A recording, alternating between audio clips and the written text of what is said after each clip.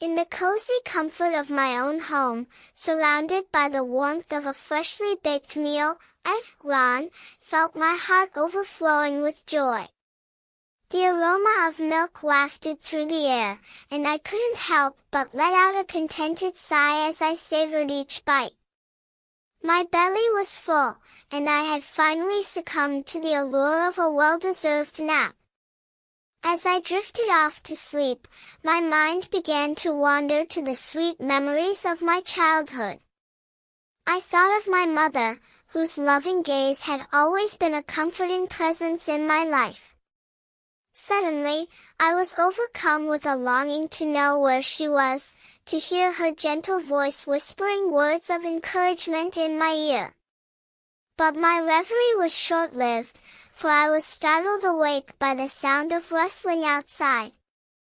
I sat up with a start, my heart racing, as I gazed out the window to see a small, fluffy bundle of energy staring back at me. It was a little ball of fur, with big, round eyes and a tiny pink nose, who seemed utterly lost and alone. I couldn't help but be drawn to the little creature's plight, and I quickly sprang into action. I cooed softly, trying to reassure the little one that everything would be okay, and I gently stroked its soft fur to calm its trembling body. As I did, I noticed that it was trying to get out of the small alleyway where it had somehow ended up. I wondered what could have brought it there, and whether it had been frightened or lost its way. As I pondered this, a thought struck me. What was that strange, white substance that seemed to be calling to the little one? It looked like milk, and its sweet aroma was unmistakable. I called out to my mother, who was watching from the window, and together we decided that we would take care of the little creature and give it the nourishment it so desperately needed.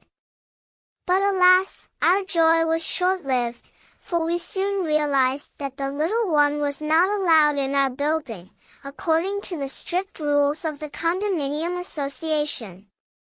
We would need to find someone who would be willing to take it in and care for it.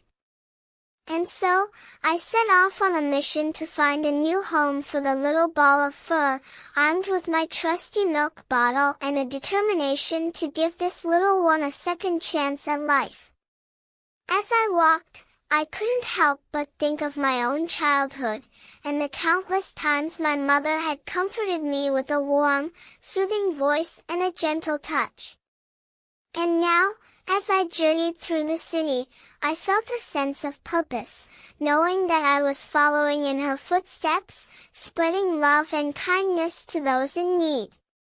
And so, dear friends, I invite you to join me on this heartwarming journey, as we discover the joys of compassion, kindness, and the simple act of giving.